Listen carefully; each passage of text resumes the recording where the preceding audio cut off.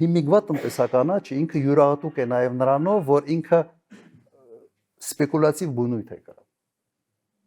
Նայեք, մենք հանկարծ դարել ենք մեր մոտ առաջի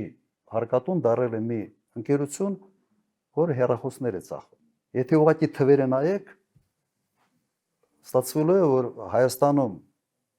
ամբողջ բնակչությունը ներառյալ նորածիններին տարեկան մի 5 հատ հեռախոս են փոխում։ Իրականում սա է։